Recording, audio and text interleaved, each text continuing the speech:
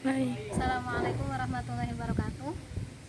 Perkenalkan, nama saya Najwa Dianata dengan nomor NIM 2119118. Pada kesempatan kali ini saya akan membuat video ataupun berikan jawaban pada tugas UTS yang diampu oleh Bapak Mutamam Mahful TKM. Nomor pertama, seberapa pentingkah manajemen mutu terpadu bagi kalian? Jawabannya, manajemen mutu terpadu itu sangatlah penting, apalagi dari kalangan mahasiswa. Karena apa? Karena manajemen mutu terpadu itu akan menjelaskan berbagai strategi ataupun mengenai macam-macam mutu, di mana dalam suatu kelembagaan pendidikan itu sangat diperlukan, apalagi bagi seorang calon pendidik. Bagi calon seorang pendidik itu harus mengetahui manajemen mutu terpadu dan seluk-beluknya dari manajemen terpadu, agar ketika pendidik tersebut terjun dalam ranah lembaga pendidikan, maka dirinya akan mengetahui bagaimana cara menyelesaikan masalah terkait mutu pendidikan ketika mutu pendidikan tersebut kurang sesuai ataupun sudah sesuai namun akan ditingkatkan, seperti itu. Nah, kemudian dari manajemen mutu terpadu juga ada macam-macamnya. Ada mutu absolut dan mutu relatif. Untuk mutu absolut sendiri artinya mutu secara umum, sedangkan mutu relatif adalah mutu secara khusus. Mutu absolut ini mutu yang dimensinya itu tinggi, dan sedangkan relatif itu mutu atau kualitas tambahan mutu. Contohnya kalau misalkan mutu absolut, contohnya dalam suatu lembaga pendidikan sekolah untuk mutu absolut itu kebanyakan persepsinya seseorang bahwa sekolah merupakan suatu lembaga pendidikan.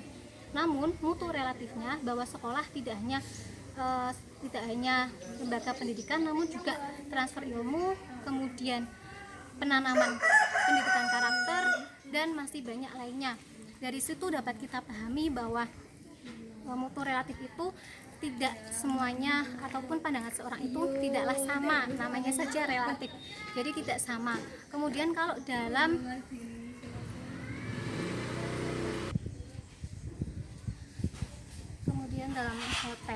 dalam hotel contohnya, untuk mutu absolutnya sendiri hotel itu sebagai tempat penginapan. Namun untuk mutu relatifnya hotel itu tidak hanya sebagai tempat penginapan, namun juga bisa dijadikan sebagai tempat refreshing, kemudian tempat nge-gym ataupun tempat berenang, seperti itu. Karena dalam hotel itu tidak hanya ada kasur, kamar, tapi juga ada kolam renangnya, ada tempat nge-gymnya, dan berbagai aktivitas lainnya yang kita bisa dapatkan dari hotel tersebut.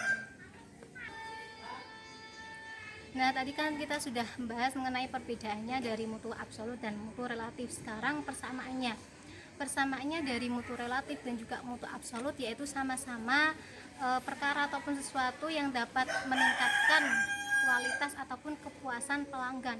Karena kepuasan pelanggan itu dapat dicapai diantaranya faktornya itu ada mutu, kualitas mutu. Ketika mutunya itu bagus, maka akan menentukan harga pasaran. Kalau misalkan mutunya jelek, maka akan mengurangi dari harga pasaran, seperti itu. Begitupun dalam ranah pendidikan, kalau kualitas pendidikannya baik, sarana prasarananya memadai, maka akan dapat mendongkrak mutu tersebut, akan dapat menaikkan mutu tersebut.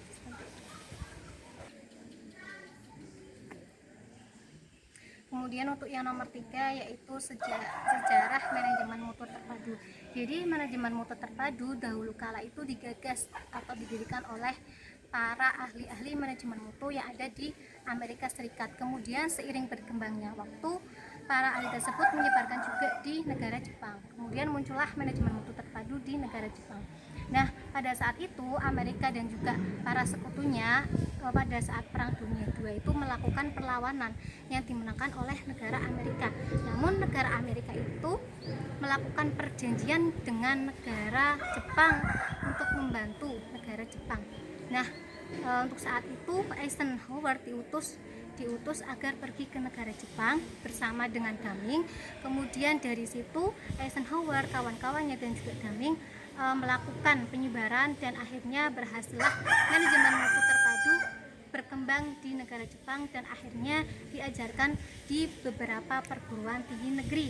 Karena dapat kita ketahui bersama dari tadi pengertian, kemudian dari yang tadi nomor 1 mengenai seberapa pentingnya TGM, dapat kita ketahui bahwa TGM itu sangatlah penting. Maka dari itu di perguruan tinggi saat ini sudah banyak yang diajarkan mata kuliah TGM. Kemudian untuk nomor yang terakhir yaitu konsep pelanggan dalam manajemen mutu pendidikan. Nah, pelanggan ini merupakan kunci utama dalam keberhasilan suatu lembaga, khususnya lembaga pendidikan. Karena apa? Ketika pelanggannya itu memiliki respon yang bagus, maka dengan otomatis pelanggan tersebut akan menyebarkan ataupun memberitahu masyarakat luas bahwa misalnya pendidikan A di sekolah A itu bagus, mutunya bagus, maka otomatis masyarakat akan berbondong-bondong untuk menikmati ataupun untuk bisa bergabung dalam sekolah tersebut. Nah, berbeda ketika dari pelanggannya tersebut memberikan respon yang buruk dari sekolahnya, maka secara otomatis masyarakat tidak akan percaya lagi dari sekolah tersebut. Nah, untuk kebutuhan pelanggan sendiri ada dua. Yang pertama kebutuhan eksternal dan kebutuhan internal. Untuk kebutuhan eksternal itu seperti halnya masyarakat, respon masyarakat terhadap mutu lembaga pendidikan. Responnya gimana? Apakah lembaga pendidikan tersebut sudah memadai dari segi sarana prasarana ataupun belum memadai. Kemudian dari segi kualitas pendidik itu sangat penting. Kemudian dari segi kurikulum, ketika kurikulumnya itu mampu diterapkan dari sekolah, maka sekolah tersebut harus berusaha untuk menerapkan kurikulum tersebut, dan penerapan kurikulum harus disesuaikan dengan kemampuan lembaga sekolah tersebut. Ketika lembaga sekolah tidak mampu karena misalnya faktor dari peserta didik yang kurang, maka tidak perlulah kurikulum untuk diajarkan. Seperti itu. Kemudian yang kedua ada kebutuhan pelanggan internal. Nah, kebutuhan pelanggan internal sendiri contohnya yaitu siswa akan memberikan respon bagaimana sih lembaga pendidikan yang mereka tempati, apakah sudah layak, apakah sudah baik dari segi seperti tadi, dari segi sarana prasarananya, dari segi kualitas pendidik, dari segi media pembelajarannya yang diterapkan oleh seorang guru tersebut bagaimana, kemudian metodenya gimana, dan juga kelinearan guru. Misalkan sekarang kan terkadang tidak linear ya, ada yang misalnya jurusannya PAI tapi mengambilnya di mata pelajaran umum seperti bahasa Jawa, bahasa Indonesia, kan itu tidak linear. Nah, maka dari itu seorang ataupun lembaga pendidikan harus mengantisipasi hal tersebut. Caranya gimana? Caranya dengan merekrut ataupun membuka open recruitment bagi tenaga pendidik ketika memang dibutuhkan, dengan cara melihat pendidikan terakhirnya, jurusannya apa, sarjana apa, seperti itu. Kemudian apa sih faktor yang mempengaruhi antara dengan kepuasan pelanggan? Yang pertama dari segi kualitasnya. Kualitas apa sih? Kualitas baik itu kualitas produknya kalau dari ekonomi, dari bidang ekonomi, ataupun kualitas dari lembaga pendidikan kalau dalam bidang pendidikan. Kemudian yang kedua ada dari segi pelayanannya. Ketika pelayanannya baik, maka respon masyarakat, respon pengguna, respon peserta didik kalau dalam bidang pendidikan maka akan baik. Nah, sebaliknya ketika tidak mutunya itu tidak bagus, ya kepuasan pelanggannya juga akan menurun. Kemudian dari segi emosional, dan yang terakhir dari segi harga.